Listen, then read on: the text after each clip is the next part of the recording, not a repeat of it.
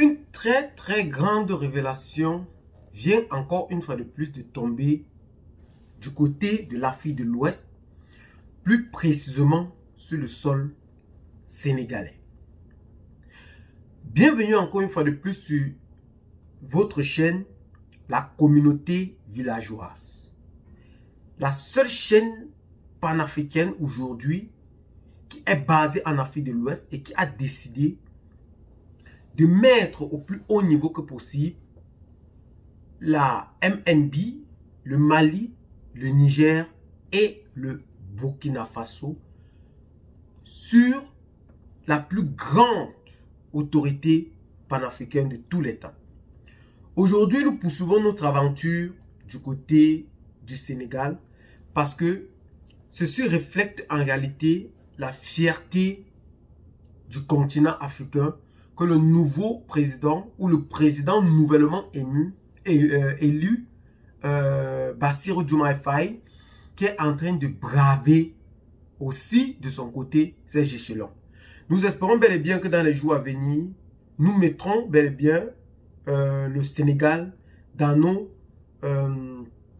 lignes pour actualiser un peu ce fait panafricain parce que nous espérons poursuivre cette aventure dans les plus grands moments que possible. Aujourd'hui, c'est le cas du Sénégal avec Bassirou Diomaye Faye qui vient de prendre une très grande décision vis-à-vis de la France. C'est une fierté encore totale. Laissez-nous des cœurs pour partager massivement cette vidéo afin que non seulement la communauté sénégalaise s'en rende réellement compte de ce qui se passe dans leur pays, et aussi les pays voisins et même la communauté internationale de ce qui réellement frappe le Sénégal aujourd'hui en plein cœur. Le porte-parole du gouvernement, par la voix du président de la République, Diomaye Faye, nouvellement élu, a bel et bien décidé de mettre sur la table la coopération militaire avec la France. La France, aujourd'hui, si nous pouvons le dire ainsi, doit sortir du Sénégal.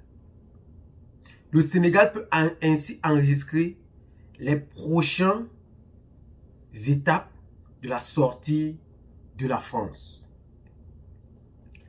D'abord, nous vous rappelons que lors des années 1960, la France a décidé de signer des accords culturels, économiques et militaires avec les pays colonisés, c'est-à-dire les pays francophones.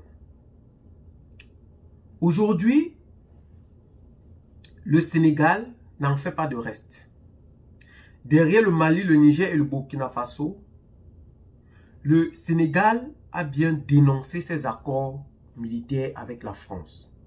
Moustapha Sarré, porte-parole du gouvernement sénégalais, a bel et bien dit haut et fort à la radio nationale du pays que ces accords militaires signés avec la France seront bel et bien révisités.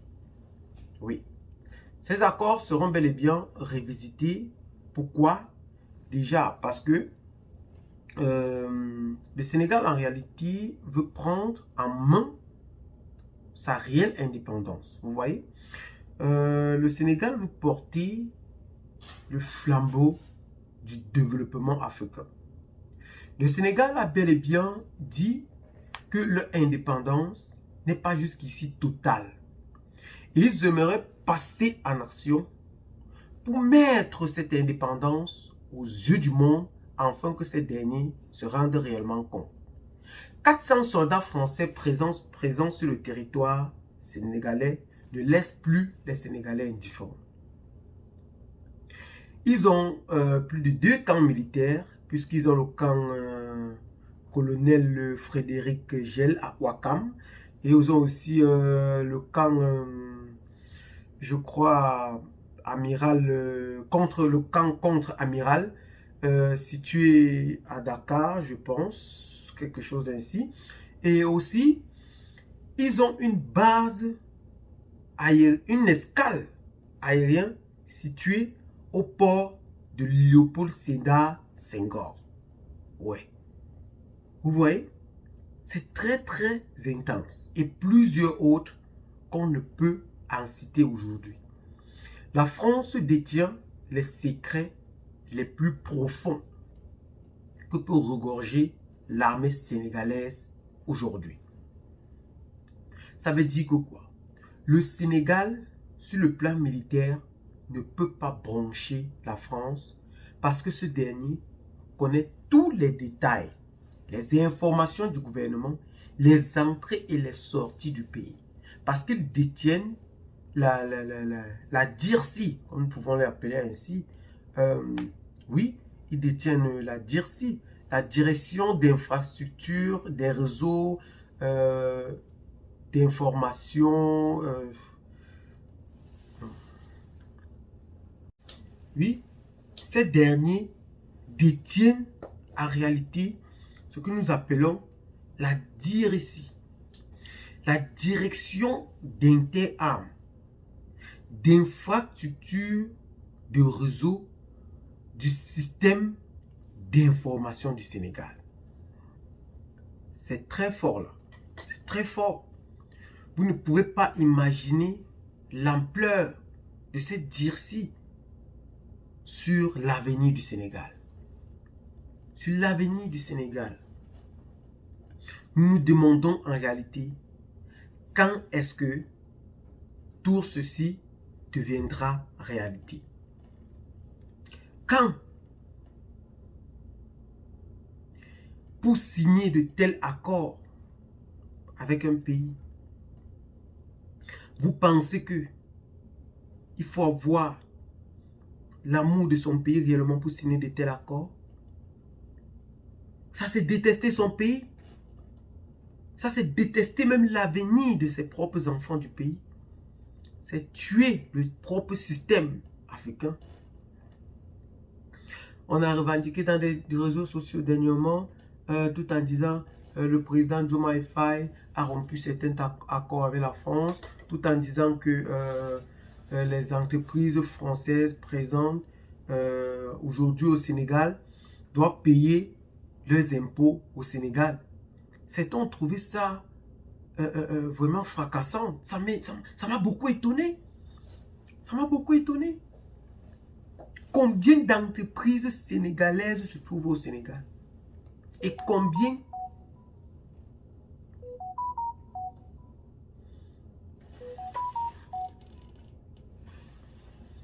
combien d'entreprises françaises se trouvent aussi au Sénégal en retour? Vous voyez qu'à 10 000%, la France gagnait.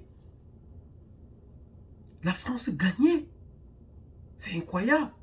Il faut être vrai dans cette dit. Il faut comprendre certains faits en réalité.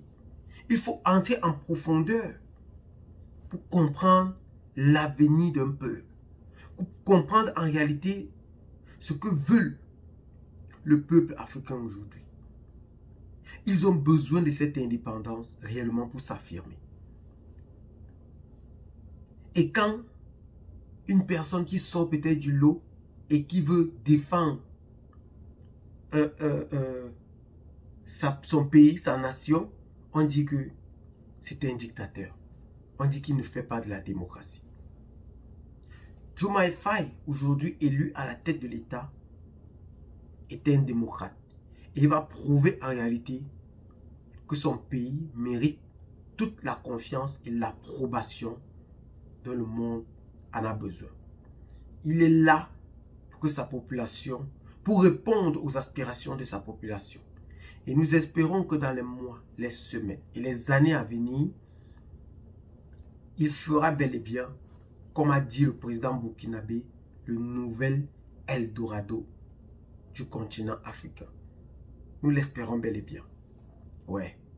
La France, bel et bien, pliera ses valises et sortira du Sénégal. Ce bourbier que le Sénégal, que la France vient nous mettre à toutes les reprises sur le continent africain prendra fin. Ouais, cela prendra fin. Il ne faut pas, on ne peut pas détester son pays tout le temps. On ne peut pas détester son pays tout le temps.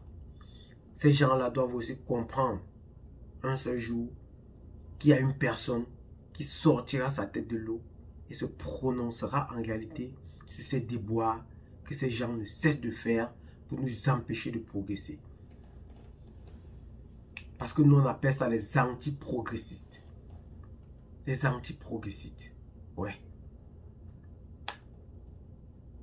Vous voyez, Ousmane Sonko a même rappelé ses prédécesseurs, tous les ministres, à remettre les véhicules du gouvernement. Et ceux-ci ont trouvé cela catastrophique. Catastrophique. Quelqu'un qui finit réellement son boulot pour servir l'État, on doit seulement le rappeler pour qu'il vienne rendre les voitures du gouvernement. C'est logique. C'est logique ça. Mais là, vraiment, je pense que ça va de trop. Ça va de trop. Soyons civilisés pour moins. Soyons civilisés pour moins. Ouais. Et nous sommes ici pour dénoncer tout cela. Nous sommes ici pour montrer en réalité qui est le patron ici. Ouais. Qui est le patron? Soit c'est l'Afrique ou rien. Le continent africain ou rien. Eh bien les amis, c'est donc ici que prendra bel et bien fin pour cette note d'information que nous avons décidé de partager avec vous aujourd'hui. Partagez donc massivement cette vidéo du côté du Sénégal. Laissez vos commentaires afin de mieux élucider par rapport à ce sujet du côté du Sénégal. Abonnez-vous à la chaîne si ce n'est pas encore fait. Et à très bientôt pour de nouvelles vidéos. À plus. Ciao.